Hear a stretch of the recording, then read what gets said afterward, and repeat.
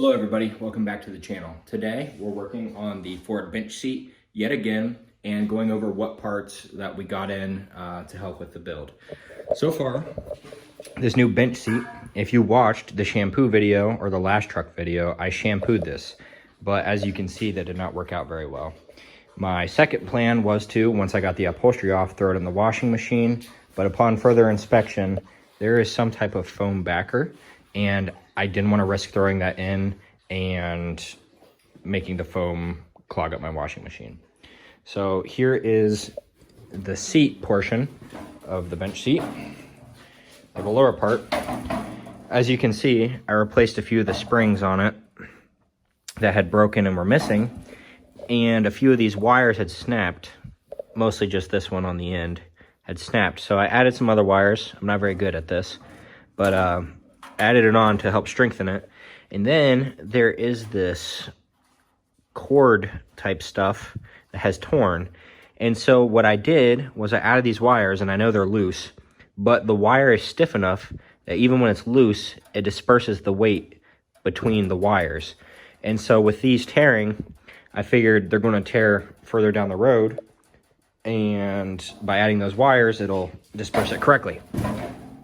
And the foam over here has disintegrated a little bit, so my plan is to add a new section of foam. So that's getting taken care of. The back foam is fine, you can see it sticking out there, but as far as the back frame is not as good. There's Kimber. Over here, it has broken there, and then I'm going to try to weld it today, and here, this is the more concerning part. That shouldn't really be a problem to fix. It broke at the smallest part, so I'm going to try to put a little weld there, maybe stick another weld in there, and I might just preemptively put a little weld all the way around there just to keep it strong. So there's that. I'm going to weld that today. We're going to have some footage of that, and also some new things came in. This is the Felpro top end rebuild kind of kit. Comes with head gaskets, valve cover gaskets, all the fun stuff, and my new ARP head studs came in, so hopefully this will help fix some of my issues. Along with that, I got the latches, or I guess this is a stud that the latch locks onto, so hopefully that'll fix my door closing issues. And then we also got in this little guy, and this will help me drill out the spot welds for the floor pans, and those will be here in a few days. So far, everything's going well. I think I'm just going to start with welding the frame, so let's get to that. But I'm just going to grind off the paint so I can weld, get a good weld on there. I won't have any issues trying to get through the paint. I'm just going to go ahead and plan for welding around there. And then this is really thin, so I'm just going to have to put it on the lowest setting I can and just hope that it sticks. So I'm just going to go ahead and do that. I think I'm going to put it on a time lapse for the grinding because nobody wants to watch that.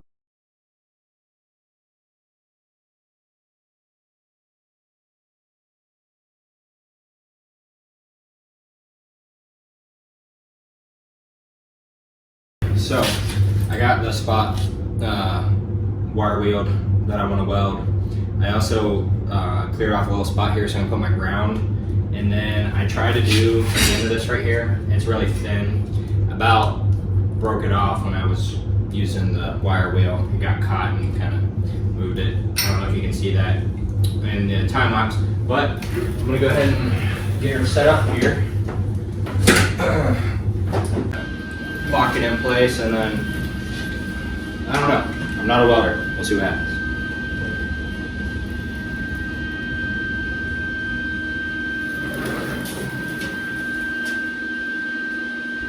Yep, that's what we're going to do. We'll see what happens.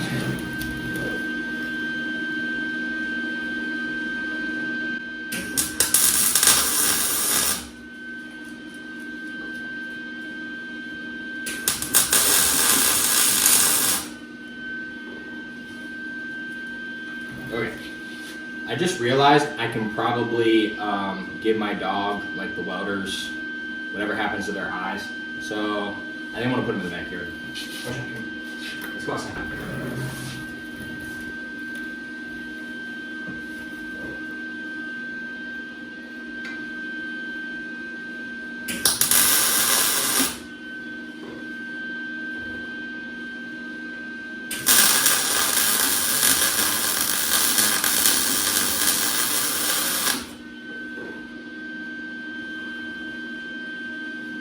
Cool, all right. That's stuck. I'm really interested to see if this will stick. I highly doubt it, but we're gonna try it.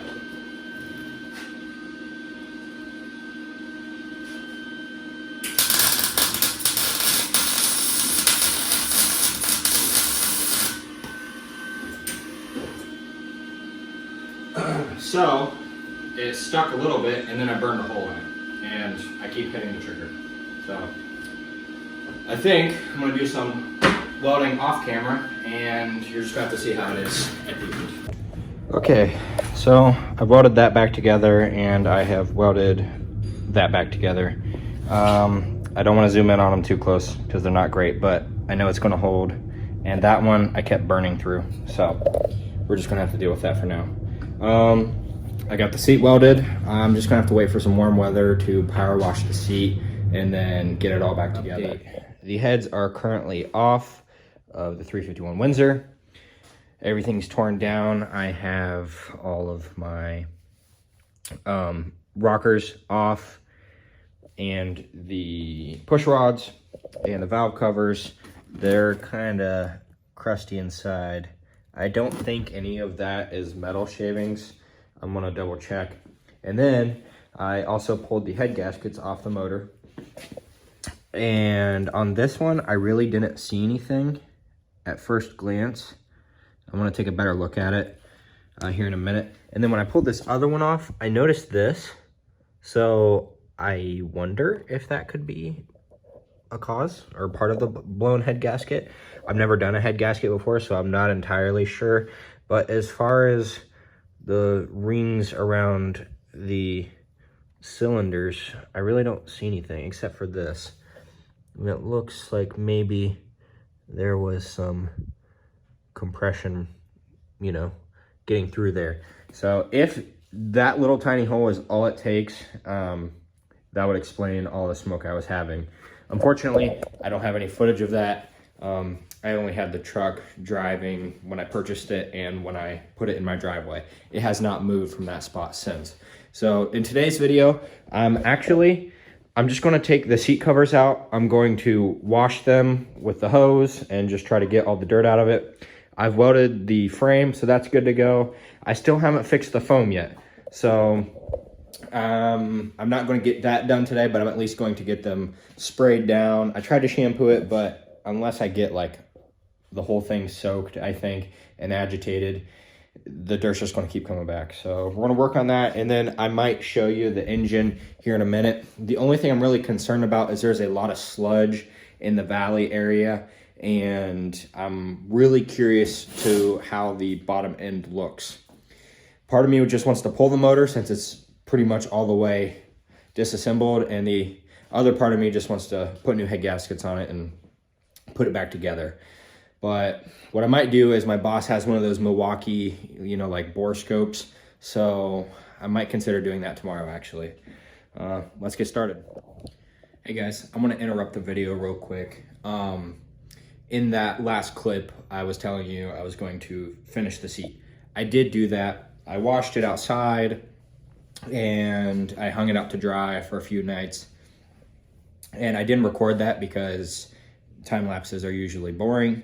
But once it dried, I was having such a hard time trying to film and get the upholstery on, I just decided not to. But here's the seat. Currently, it looks so much better than it did. But while I was trying to bolt it together, I happened to scrape the bottom seat against one of the heads before I degreased them. And there's grease on it now. Along with that, the back panel I have not put on yet, so it's not on, mainly being because I found out it's made out of cardboard, and I actually used the black plastic when I was degreasing the heads to like protect it from like getting in the dirt. And so that piece is now ruined. So I'm gonna make something new. I might just get like a thin sheet of plywood, put that on there. And then the only other thing I need to do with the seat besides bolt it in, which won't happen for a while because I'm welding the floor pans, you'll see here soon, is the headrests. The headrests themselves are fine. They work. I shampooed them a little bit. I'm gonna clean them again. But about the headrest is there's these little black clips that go in here, and that is what adjusts the height and kind of acts like a bushing When I bought it, 2 of them were broken and 2 of them were fine, and I couldn't get them quite out. This is what they look like. They normally have a little metal clip in there, and that is what clicks into the notch to keep it from moving. Well, I only have one, and the other one I broke. So part of me just wants to leave it because they work as is, but I want everything done right, so I'm gonna order them. But anyways, enjoy the rest of the video, and if there's anything else, I'll jump back in and fill you back in on it. So here's the engine in its current state. This is the side that I pulled the head gasket off, and you can see a little bit right where I'm gonna touch my light right there. It looks like that is where the issue was with. The pistons are still holding the liquid that was in there from yesterday, so I would say the rings are probably good. I am not a mechanic, I am a DIY mechanic, so a lot of the things I assume might not be right. But the piston walls feel really good. I don't feel any ridges, maybe a little bit right here.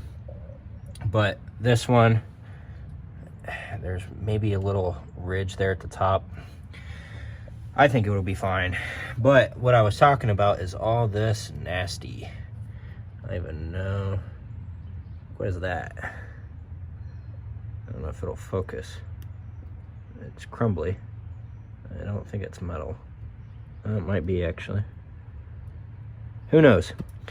Really makes me want to take this apart, pull the rest of it, and just do it. I don't know. If you guys watch this and you know what that is, leave a comment. Anywho. Okay, so right now I've been working on the floor pans again a little bit. I have the cab mount support in, and it's pretty good, I think. And we have the new driver's side floor pan. I won't need all of it, just pretty much what I cut out. Right now, I got this awesome spot weld driller on Amazon. I got a whole box of them. And as you can see, I've got some of them and some of them I missed. It's kind of hard to tell where they're at. But this right here is going to go here in the cab mount. And I have the cab currently supported. I don't need it because I haven't taken anything out yet. But when I do, I don't want the cab to lower. And then when I weld everything in and put it back together, the cab will be sunken from where it's not supposed to be.